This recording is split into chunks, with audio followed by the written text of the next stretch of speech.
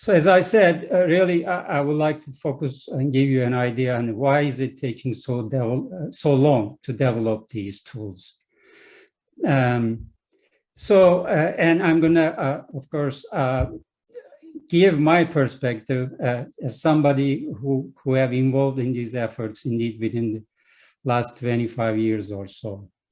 And summary here kind of highlights those steps I have taken. So the first one is initial research about this real-time monitoring. And then the main tool I have proposed, which is a branch current based state estimation.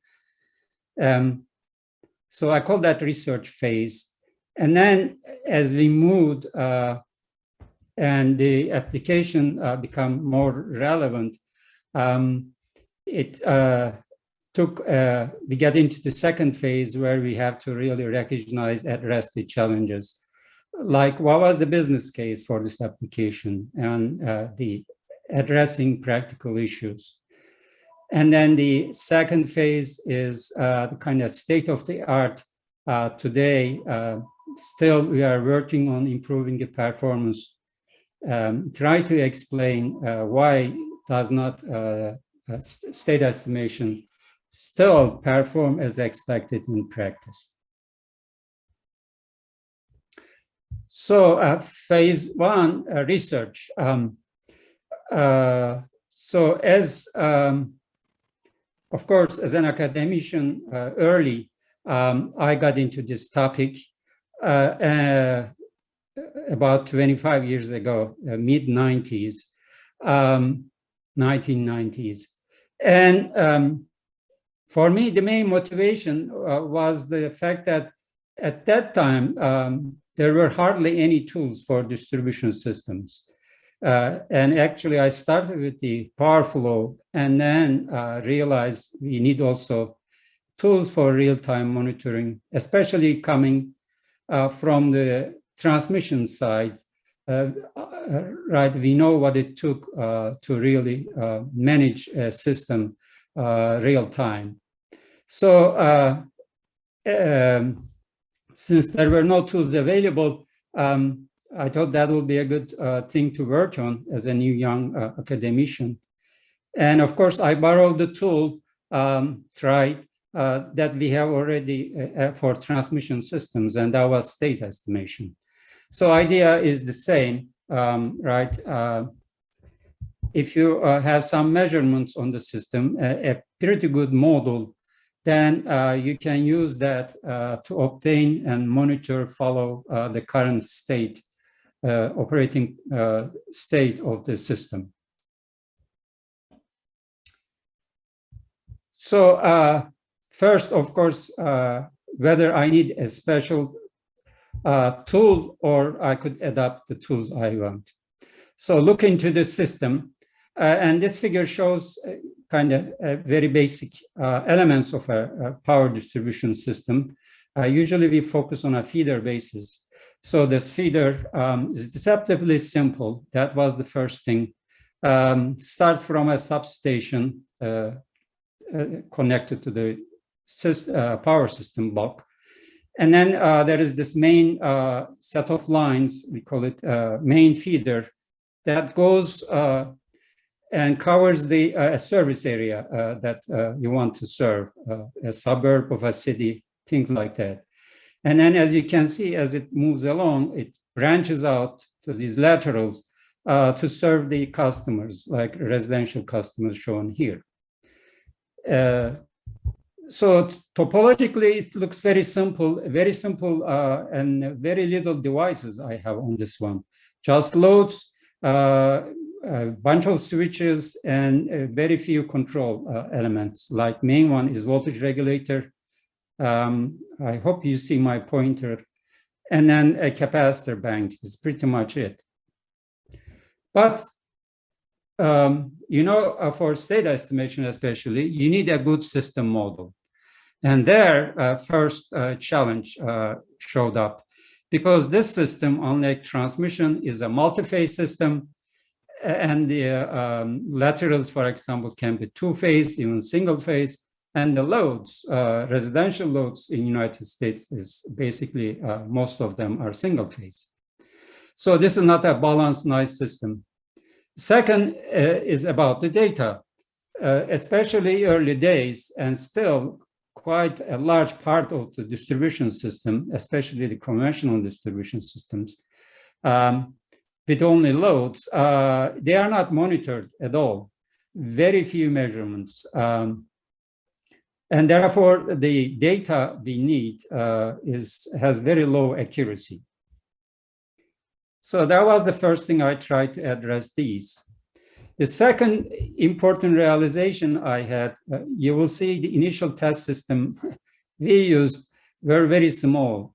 But then later, when I started interacting with industry, I realized that picture I show you is very deceptive. So this is a one-line diagram of a distribution feeder, a real feeder, okay? A colleague of mine commented later, this looked like a brain. Here are basic statistics. It serves about 1,200 customers through about 300 transformers. Given that it is unbalanced, you have to represent, if you really want to represent this system a little bit in detail, the size goes up to the number of nodes you have to model, a couple thousand. And given that a substation usually feeds up to 6, 7 feeders, so the model size can usually quickly add up to a good size power transmission system. So in other words, the scale becomes all of a sudden an important challenge to address, especially computational and modeling perspective. So as I said, the tool I adopted naturally from transmission was state estimation, and used the standard approach of weighted least square approach, here the basic formulation that tries to reduce the residual between measured and calculated values. And it turns out this is actually pretty good method, a good choice, as one of the papers or study done by one of my colleagues in Europe, here is the reference, showed. So I put that as a reference. Now, addressing the challenges in state estimation. As indicated, the system is a multi-phase unbalanced. Here is the picture of indeed overhead transmission distribution feeder. And because of the unbalanced nature, we have to have a three-phase model. And here is the basic model underneath, showing the relationship between branch currents and the voltages. So this impedance matrix turns out to be, has a very strong coupling. At distribution, the coupling between the phases is stronger than in transmission line. And the other big difference is the low X over R ratio. Okay, so implication again from modeling perspective is that you need a three-phase coupled model. And what further complicates the picture is the fact that loads can be three-phase, two-phase, or single-phase, very unbalanced system. Second challenge, limited measurements. So indeed, especially early days, there's hardly any real-time measurements. So the only data utilities had historical data based on surveys, okay? But what helped estimating the load was the fact that at distribution, the loads have typical cycle, daily load cycle, and a daily pattern. So I thought, therefore, we can make use of that and use that data, come up with, for state estimation, I need measurements, so I could come up with some pseudo measurements, the trick we use. But load data is not enough. So realize that the minimum set of measurements you need. And at that time, hopefully, thankfully, the utilities start putting scale at the substation. So we thought, therefore, the minimum measurement you need is the measurements at the feeder head. So that was a starting point. The second last challenge is the computational burden. Again, especially those days, we had only a very limited computational resources. We had kind of workstations were starting to appear. So realized if you really want to use three-phase coupled model, and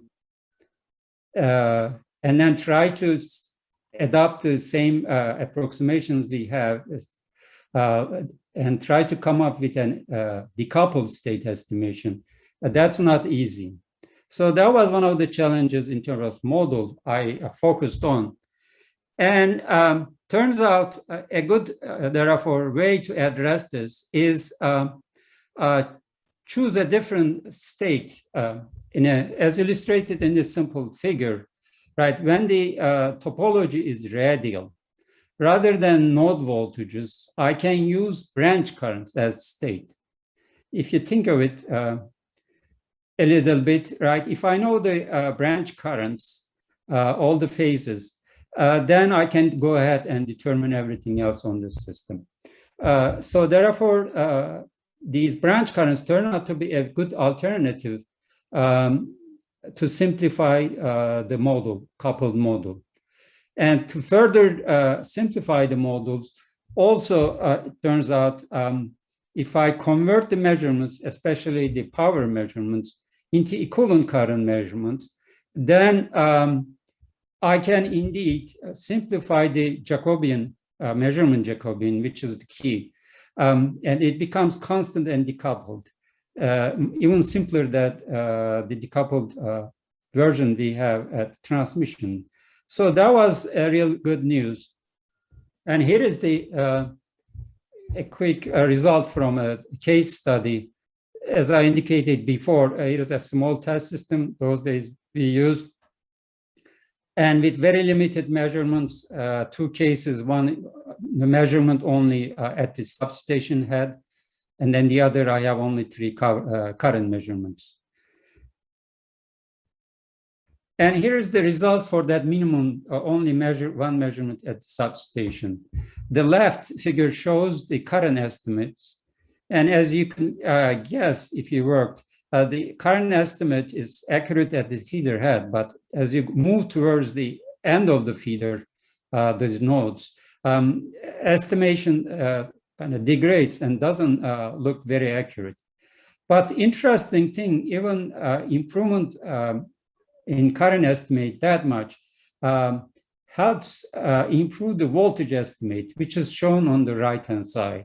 Okay, if you look at, again, the voltage estimate towards the end of the feeder is actually pretty reasonable.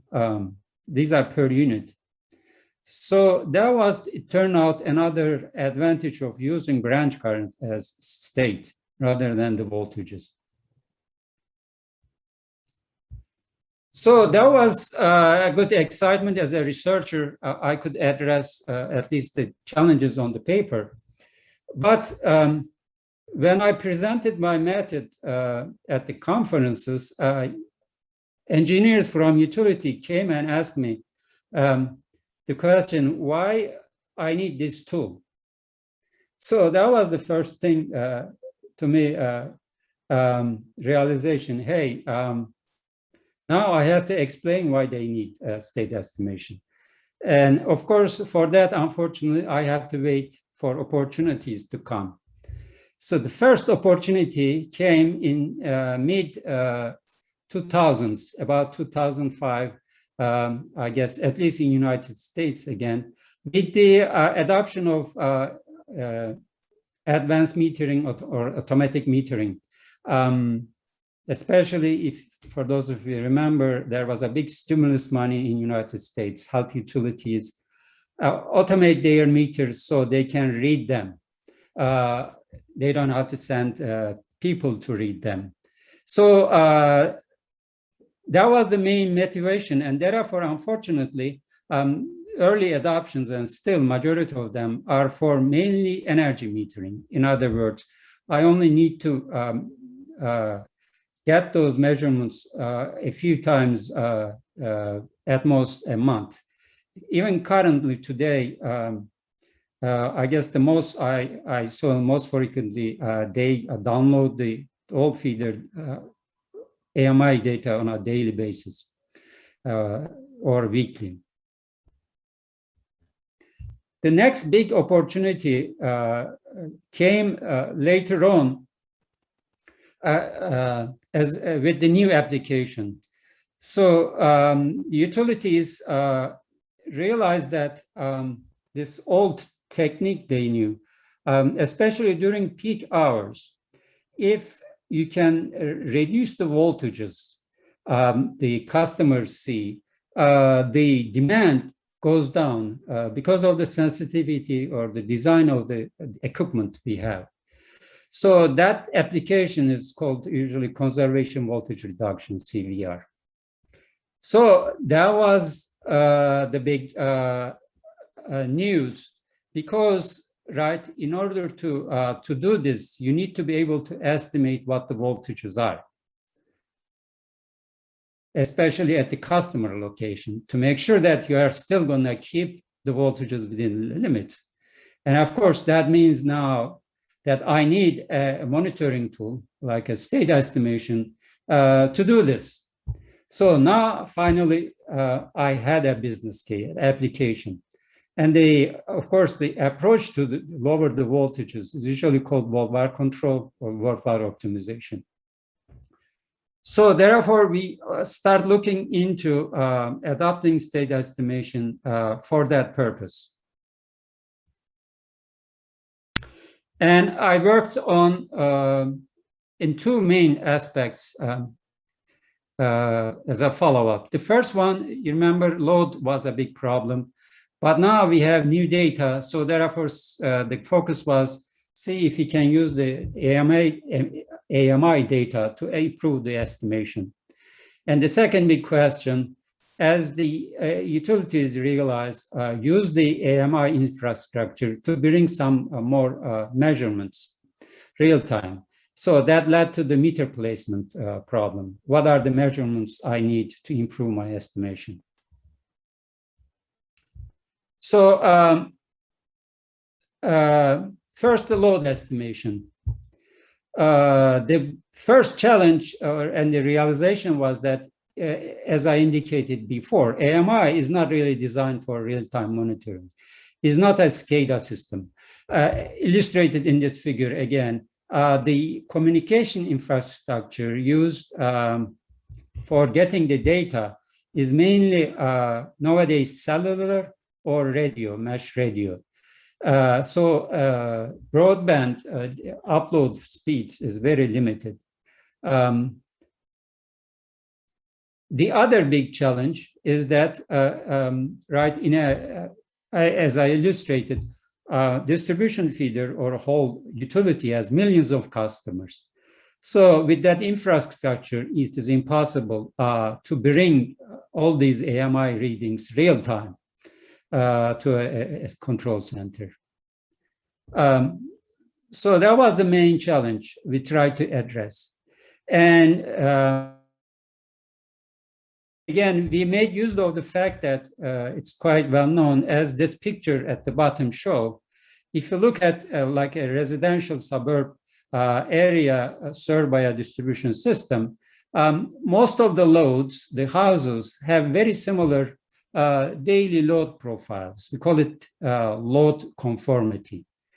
So therefore, the idea was, I don't need to monitor all the houses. If I can pick only a few sample ones, that should be enough, or at least help me to estimate the loads. That was the main idea, and here is the technical approach we took. So the first thing, as illustrated on this simplified feeder, the load in this case, the load, I need to take into account for state estimation is the load as seen on the secondary side of these distribution transformers. A distribution transformer typically serves couple customers. Again, this is US system. Right, distribution transformer raises the voltage to customer level and usually served a few. Okay, so therefore, I need to sum up the data I have from AMIs to come up with this load for each distribution transformer, and typically real and reactive power. And quickly, another detail there, unfortunately, most of the AMA data is only real power.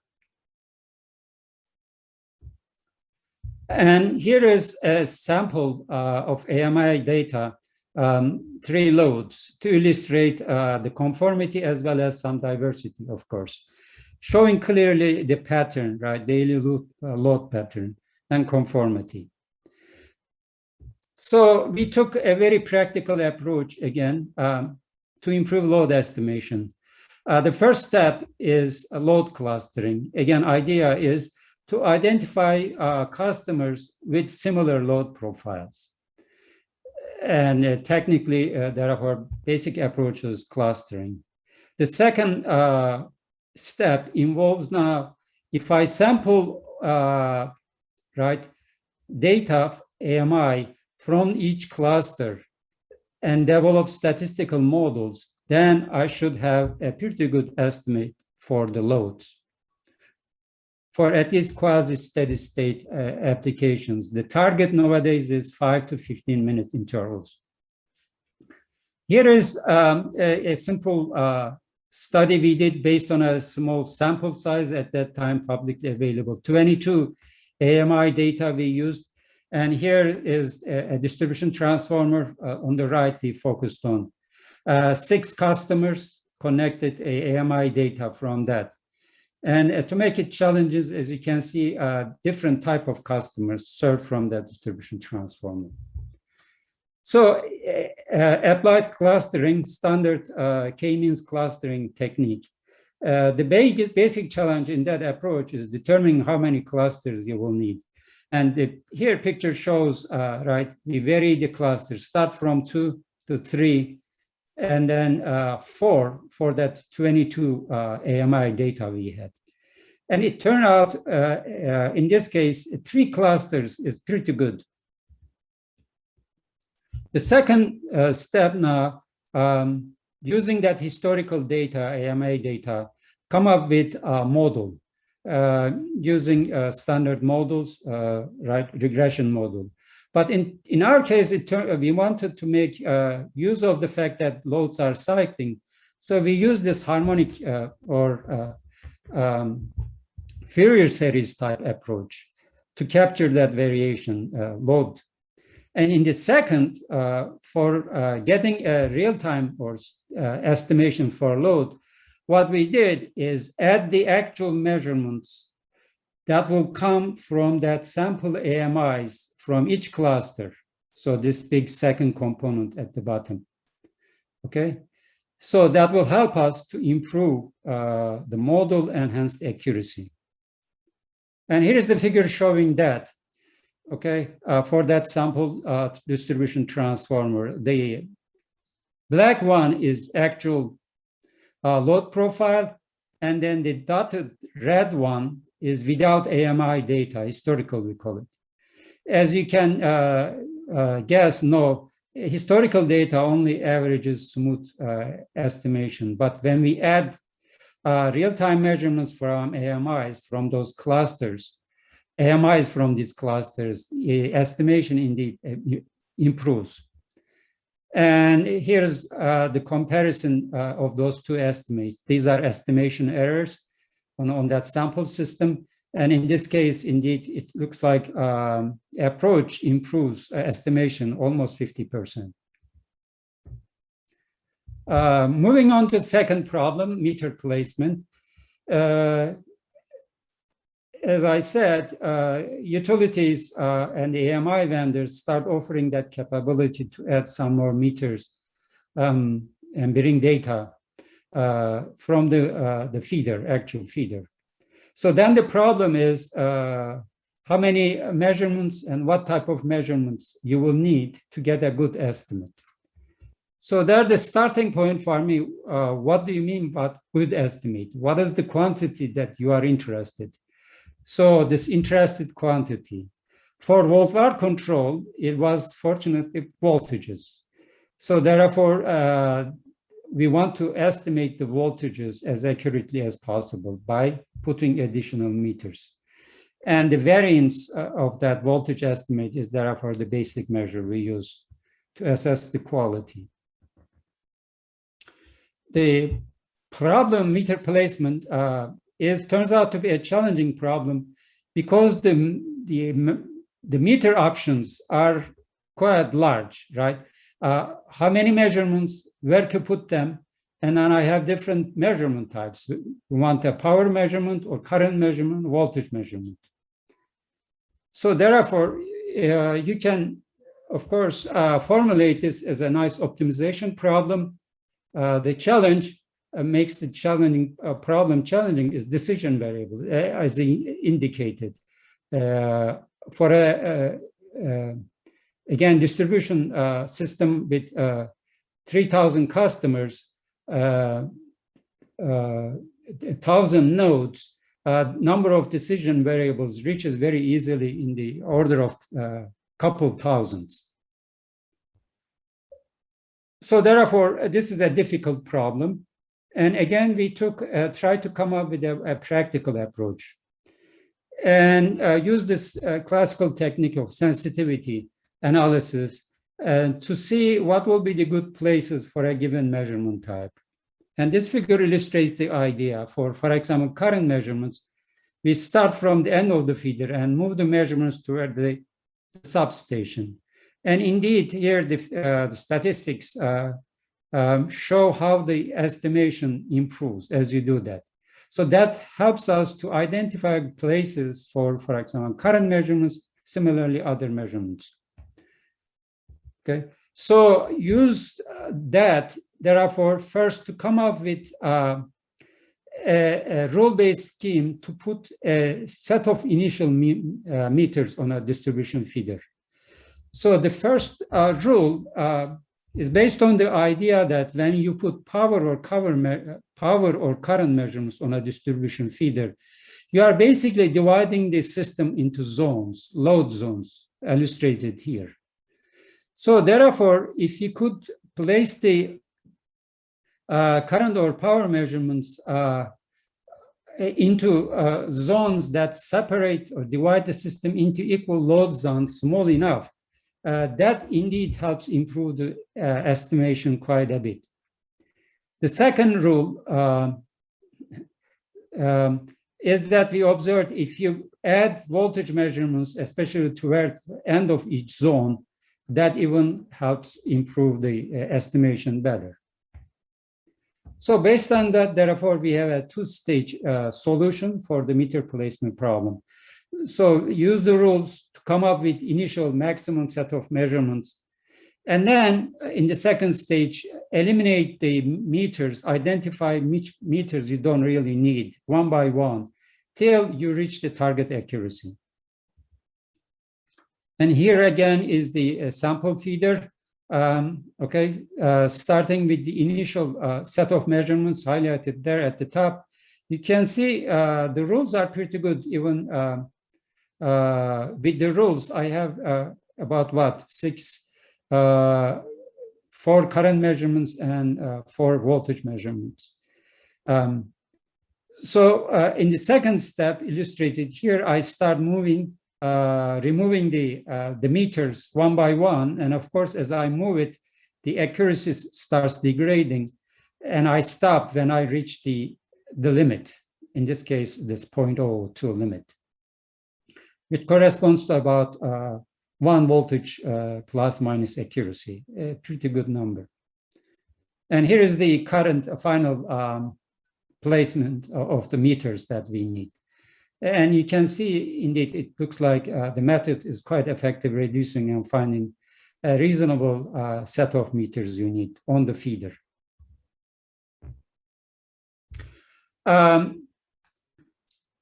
So before moving on, I also wanted to highlight the fact that we were not the only ones. There has been some really good similar work by other colleagues done on this area. Okay, I highlighted them here. The first one is different estimation approaches. And two of them I highlighted here. One is the Bayesian type estimation. The other is so-called forecasted state estimation. So these methods try to make use of the fact that and address the kind of a little bit short-sightedness of a current weighted least square approach we have. So in our approach, we only take a snapshot and get the measurements for that snapshot and try to do estimation. In these approaches, they realize that so I am here at this current point, but the measurements I had in the previous and estimation I had in the previous snapshots should help me to improve my estimation. So that's the main idea behind these approaches. And indeed, some of the recent works that's coming out has pretty good evidence that it does. I will, unfortunately, I'll have to leave the details if you are interested. The second parallel I kind of see effort is this load estimation.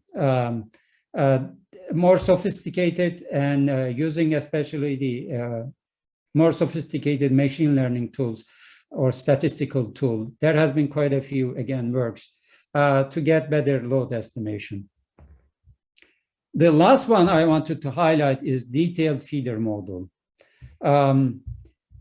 This is an effort, if you recall at the very early, to make sure that we have, we can develop models detailed enough to meet the actual industry needs. Distribution systems can get very diverse, and getting all the details right in the model is a big challenge. I was glad to see some of the work, recent work in Europe especially. Finally, I here put a recent review paper which some of colleagues has done. This is one sample. Very good review of all these new as well as historical efforts on this topic.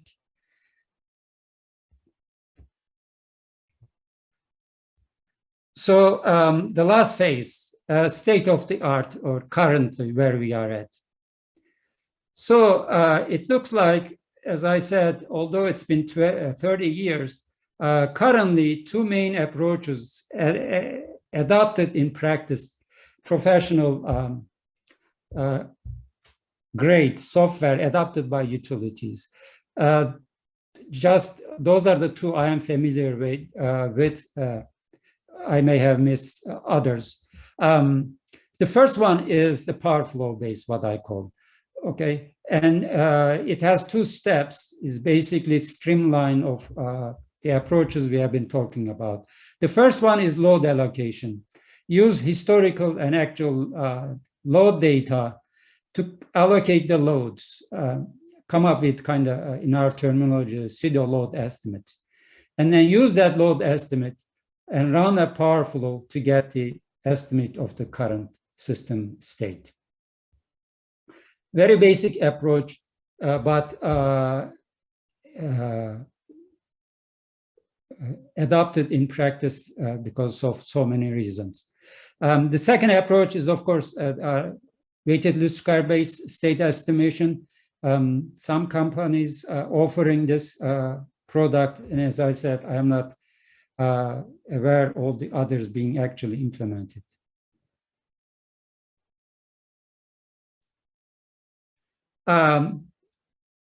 Finally, although these tools are still available, we are still facing some challenges. We are not there yet.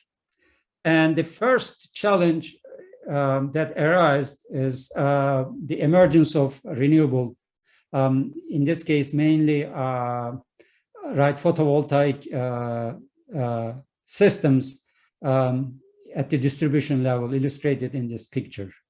So this changes the whole picture quite a bit, especially if you have quite a large number of them on a given distribution feeder. And the basic challenge with this, you are introducing a new resource to the distribution feeder, and worse yet, these are not very predictable, controllable resources. So therefore, it makes it more and more challenging to estimate the load distribution and hence monitor the system real time. The second big challenge is the fact that unfortunately the state estimation, especially performance, is not still there to the level that you would hope, okay? So I listed a few of the basic ones, key requirements for actual field implementation. The first one is basic, right? I have to have the method should provide a good estimation of interested quantities, as I pointed, usually preferably at the customer locations. The second one is it has to be, the method has to be general enough so that it will work on type of different systems or feeders. As alluded, the feeders, although look similar, actually can differ quite a bit, in practice from one area to another.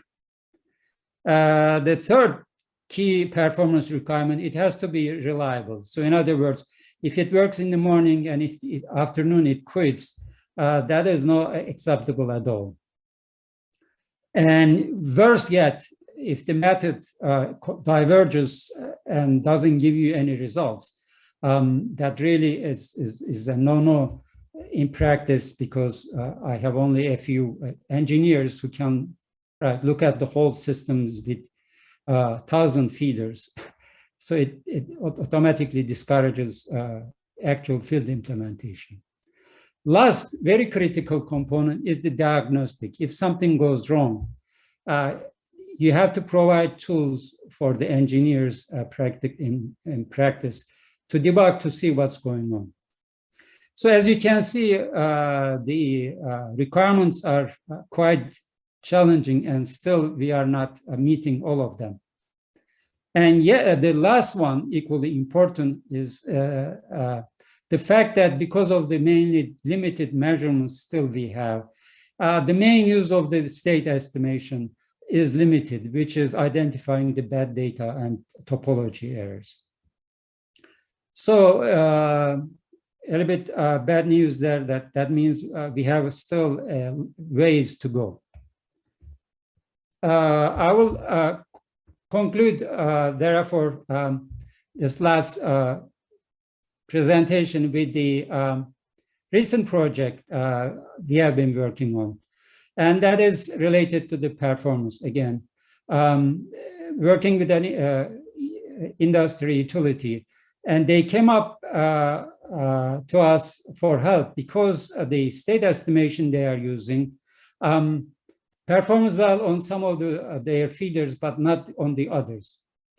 So they want us to develop tools for them to identify the main factors contributing to poor performance. Why on this feeder I am not getting good performance, whereas on the other one seems to be working. And they also indicated with the hope that if the recent more powerful tool, the premise of machine learning, see if it can. So that's why I wanted to conclude with this one, especially in this forum. This indeed looks like a very good topic, hopefully, if you are looking for a topic to work on. And Finally, I have listed, as I said, some of the papers, my work related or the others on this area. I think that's all I have. Thank you. Thank you, Professor Baran. Yeah, so yeah, the audience, if you have any question, please post them in the chat, and Qiushi will help you pass the questions to Professor Baran. So I will start with some questions, and Qiushi can follow up. First, thank you so much for the nice presentation. I actually get several comments privately to me to say this is a nice talk, and they want their friends to see, and when will this video be online. So okay. That's very positive. So for me and for some questions that I received, I want to ask the first one. So at the beginning of your talk, you said the first contribution, or some of the very first contribution you made to the field, is about using the current as a state. So I highly agree on your judgment. I want to say for now, when we have more measurements in the distribution system, is it still the case that current is better than voltage? Basically, I want to know the principles, like in your opinion, no matter whether this is transmission system, subtransmission, distribution, secondary. So when should we use voltage? Voltage is a state, and when should we use currents? So principles. Good point. The key thing is topology. If the feeder is radial, definitely branch current is I think still is a better state to use. But unfortunately, if you have a mixed feeder with some loops, then that branch current loses its advantage. I see. Okay, I think that's a wonderful conclusion. Another thing I mean, again, this is right. The reality, utility depends on the area they serve. For example, like an area like in New York, the network is very different. So in that case, the branch current may not be best. I see. But in some other areas, where if the utility has only radial feeders, then branch current will perform better. Right. Yeah. I also work a little bit on the New York case. It's mesh underground, many provinces. Okay. Another thing I heard in the middle, which is very interesting for our community. You find some magic number like 3. You say, oh, when we do, I think load forecast or load analysis, you say 1, 2, 3, 3 is enough. I don't recall, but maybe it's also about user behaviors. So what I want to ask you is, there are many people trying to mine the knowledge in distribution systems, since we don't have complete topology everywhere. Sensors, some of them are slow, fast. So can you give some comments from your perspective, why the number of 3? I know maybe it's just an observation, but why do you think 3 is a good number in your talk? Oh, okay, sorry. That again was based on a very small sample of AMI. We had only 22 sample AMI data that was publicly available. So out of 22, it turns out 3 cluster is a good to represent the diversity in that 22 AMIs. And it by no means it means if I have an actual distribution feeder, that 3 is a good number. That is one of the biggest challenges, right? Come up with a good reasonable number of clusters, divide the loads into number of clusters. I see. Okay. We also had a project at Arizona. So we also find 3 is very good. So we have a justification project for DC metering. They want to install DC meters other than the traditional meters. We try to understand user behaviors to say, hey, what are the analytics we can do? And in the end, we find 3 to be a magic number. Really? Wow, that's amazing. So after all, maybe there is a magic with 3. Okay, I will have my last question, and then I will pass it to Qiushi. So in the end of your talk, you talk about the challenges. You talk about the future. Your thoughts about machine learning. So I do want to ask you, so in the secondary distribution system, so we do not have a very good modeling, especially when the topology is unknown or changed, or when the parameters are changed due to maybe conductor replacement. So yeah, machine learning is a good tool, just alternative model other than the traditional power system, like power flow equations. So yeah, can you give us your vision or your source? Yeah, we always have some areas that we have partial observabilities, even unobservability. So we cannot just wait until all the grids are ready for measurements. So for those areas like a hybrid, what is your vision or what is your source? Anything you can tell the audience here? Yeah, that's a good question. And again, especially in this last project, we have industry highlighted the fact that in practice, one of the main challenges and where most of the effort in practice goes into model. Okay, especially if you really want to model the feeder in detail, like secondaries. So you really have to justify why you need secondaries. And utilities, right, they, I realize, like to model the things in detail. That's one struggle I have. They want to all the way go to the customer and everything.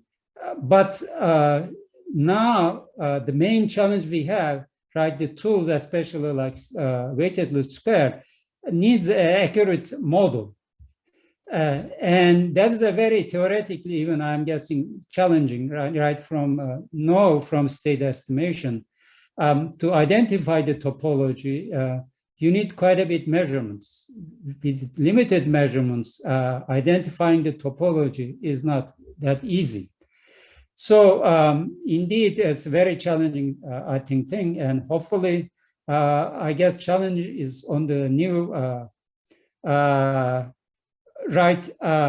researchers who knows much more than I do about the machine learning promise and show and prove that they can help us.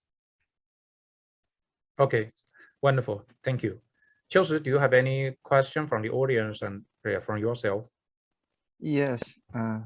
First, thank you, Professor Byron, for your wonderful talk. And I have a couple of questions here. First, hi, Professor Byron. I'm a first-year PhD student. I have a topic on power electronics interface DGs and its impact on the state estimation in distribution system.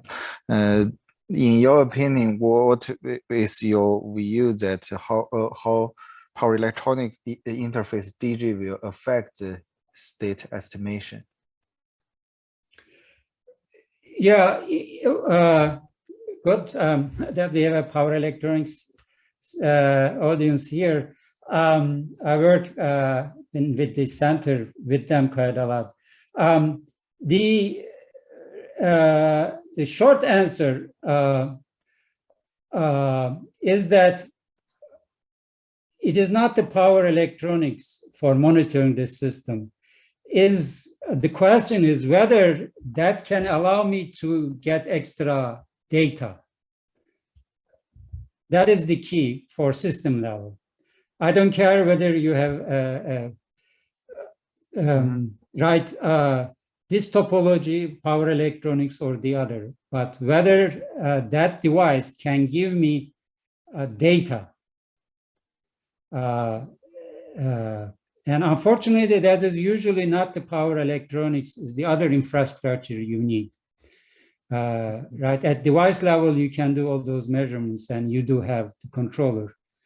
But the challenge is deciding what to extract from that device and send it to the control center for utility to use. Mm-hmm. I see, thank you. And the second question for the cybersecurity research, and many people are studying the cyber attack in transmission systems, and what do you think, in your opinion, is the difference between the cybersecurity in distribution system and transmission system? Yeah, that's the question I'm very curious by myself. Oh, okay. A very good question, very timely one, right? And Yes. by the way, interesting enough, I have one student working on that topic because of the relevance and importance. And that is one thing we look. Unfortunately, right, because of the sensitivity, that actual data is very scarce on that one. But for sure, what is known, even that, at the beginning, I was thinking, why target, right, distribution while you have this transmission, much more critical elements and stories like, right, reported. But it turns out, indeed, from very limited thing I know, there has been cases where they already figured out some vulnerabilities at distribution level. And the one I know is indeed targets those DERs, large PV farms, for example, and try to mess with them. So indeed, it is getting there even at distribution level. I see. Yeah.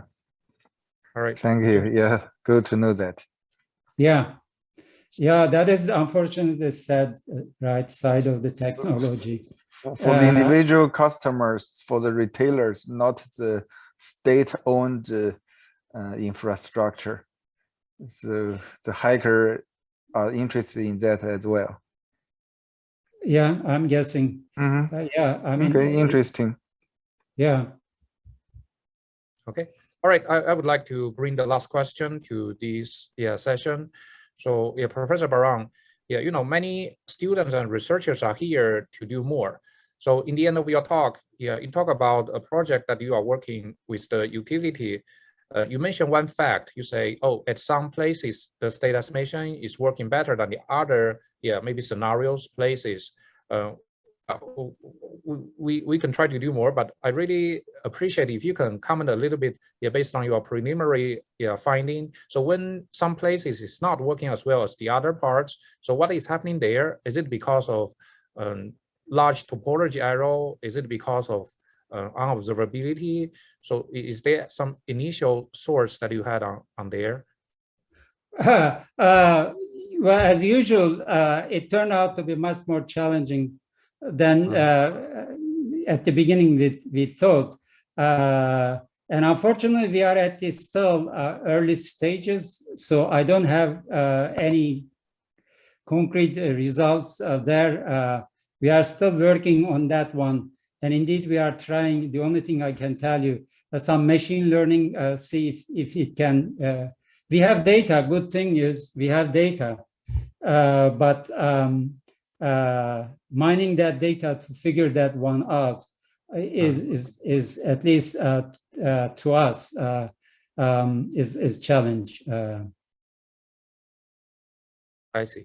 And okay. It turns out on that one, right? The other, my observation, machine learning tools are very good to identifying the trends, things like that. But finding the cause is a much tougher problem on that one. That's, again, this project made the point very clear that that thing is finding the cause is a much difficult, challenging problem than just identifying trends. Okay. All right. Thank you. Yeah. Sorry that there are more comments coming over. So yeah, Ken Crawford comments over Chose's question. So on the attacking part for distribution system, actually Ukraine case, witnessed a very large attack on their distribution system in 2015. So anyone who had an interest in distribution, cybersecurity, maybe you can search the keywords Ukraine, 2015 distribution system. And also, yeah, now we can let anybody who would like to show your voice to ask Professor Barong directly. Yeah, specifically, the subcommittee chair, Yanan Shun, would like to ask you a question now. Yeah, Yanan, please. Okay, I wasn't expecting to be introduced that way. Thanks. So you are hiding though. I don't see you. Yeah, so I work for a utility company in Texas. I have a question. You mentioned that we need to try to keep the feeder model as accurate as we can, right? I was wondering how switching operations would affect the accuracy. Do we need to have separate models when we have different topologies due to switching operations? Because we do that a lot, and I was just wondering how that would affect on this whole process. Yeah, again, with the limited measurements we have, I'm guessing you have also very limited measurements. Using the data to identify the topology changes becomes very challenging. And at least I don't have a good answer. So I think other colleagues who work on that problem using machine learning seems you can do a little bit better. But to me, bottom line is that unfortunately, you remember one of the main inherent limitation of especially weighted least square type approaches is inherently model has to be accurate enough. If it is not, it really becomes very, very difficult to identify whether the poor performance is because of the topology or the model or the measurements. So that becomes a very, very difficult problem to solve.